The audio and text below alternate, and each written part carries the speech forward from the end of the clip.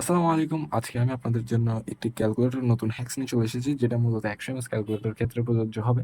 আর এটা হচ্ছে FX ও EX99 এর ক্যালকুলেটরগুলোতেও করা যায়। এগুলোতে আরো ইজিলি করা যায়। এই একশো এমএস এর ক্যালকুলেটর একটু হার্ড। সেজন্য আমি আপনাদের কাছকে এটা দেখাই দেব। আর আপনারা বেশিরভাগ স্টুডেন্ট মিডল টার্ম ফ্যাক্টর করতে একটু হিমশিম খান। এই মিডল টার্ম ফ্যাক্টরটার আজকে একটা আমি ক্যালকুলেটর হ্যাকস আপনাদেরকে দেখাই দিব। দেখেন, মিডল টার্ম ফ্যাক্টর অবশ্যই এখানে একটা স্কোয়ার থাকবে। তারপর এখানে একটা নরমাল চলকের মধ্যে কোনো ঘাত থাকবে না। কিন্তু এখানে একটা ঘাতওয়ালা চলক থাকবে। এখানে নরমাল চলক আর এখানে একটা ধ্রুবক থাকবে। তো এটাকে হচ্ছে এই ধরনের যদি রাশি থাকে তাহলে সেটাকে আমরা মিডল টার্ম ফ্যাক্টর করে থাকি। তো এখানে দেখেন, আপনারা অবশ্যই এ ধরনের পদ দেখলে সেটাকে আকারে ছোট করে নেবেন। যদি আপনারা এটাকে ২ দিয়ে ভাগ দিয়ে বা এই ধরনের কোনো আ দেখেন, এগুলো সবগুলো কিন্তু কমন যায় ২ দিয়ে, অর্থাৎ ২ দ্বারা ভাগ যায়। তো সেটাকে ২ দ্বারা ভাগ দিয়ে আগে সেই রাশিটাকে ছোট করে নিবেন। তাইলে আপনাদের জন্য করতে ইজি হবে। দেখেন, এখন এটাকে যদি আমরা ছোট করে নিই, তাহলে দেখেন এটা হবে যদি এটাকে আমরা ২ দ্বারা ভাগ দিই তাহলে কত আসে আমাদের 10x স্কয়ার।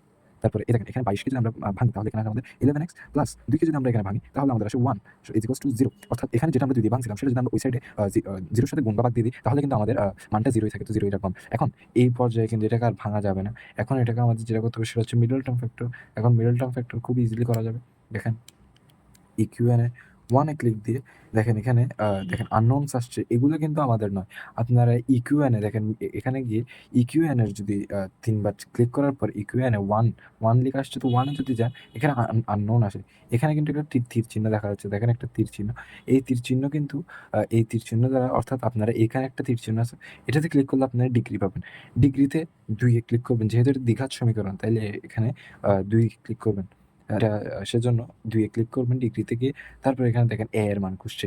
এ এর মান। এটা হচ্ছে এ এর মান, এটা বি এর মান, এটা সি এর মান।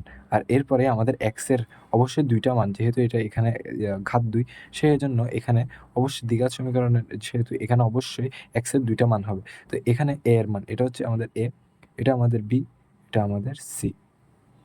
তো আমরা এখানে এ এর মান ১০ ইজ ইকুয়াল দিয়ে দিব। তারপর বি এর মান আসছে। বি এর মান আমাদের 11, সেটা আমরা 11 দিয়ে দিব। যদি এখানে দেখছেন, এখানে কিন্তু মাইনাস আছে আমাদের। হ্যাঁ? এখানে মাইনাস আছে। তো এখানে আমরা একটা ভুল করে ফেলছি। দেখেন, এই যে দেখেন, এই যে এখানে আমরা 11 দিয়ে দিছি। কিন্তু এটা আমাদের ভুল। এখানে আমাদের যেটা দিতে হবে সেটা হচ্ছে -11, যেহেতু এটার একটা মাইনাস আছে। এই ভুলটা করলে পুরা ম্যাথে চলে যাবে। তারপর সি এর মান 1 আছে, আমরা 1 বসাই দিব। তাহলে দেখেন, আমাদের এক্স এর মান আসছে 1, আরেকটা 0.1। তাহলে আমাদের কত আসে? এক্স তাহলে হয় দিয়ে আমরা লিখতে পারি uh x x is equals to 1। তারপরে দেখেন, অথবা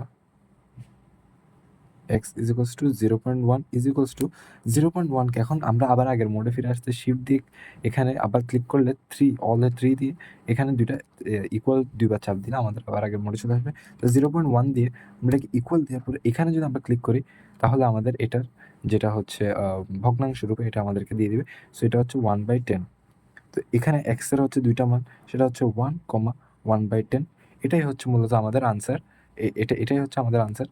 এভাবেই আমরা কিন্তু ইজিলি মিডল টার্ম ফ্যাক্টরের মানগুলো ক্যালকুলেটর বসাই সলভ করে ফেলতে পারবো। এটা খুবই ইজি এবং কোনো এখানে ভুল হওয়ারও কোনো চান্স নেই, এই ধরনের একটা আ পদ্ধতি। তো এভাবে আপনারা easily middle term factor calculator একশনসের ক্যালকুলেটর দিয়ে করবেন। এরপর আপনার ক্যালকুলেটর হ্যাকসের বা পড়ালেখার কোন ধরনের ভিডিও চান সেটা কমেন্টে জানিয়ে এবং লাইক এবং সাবস্ক্রাইব করে আমাদের সঙ্গে থাকুন। আসসালামু আলাইকুম।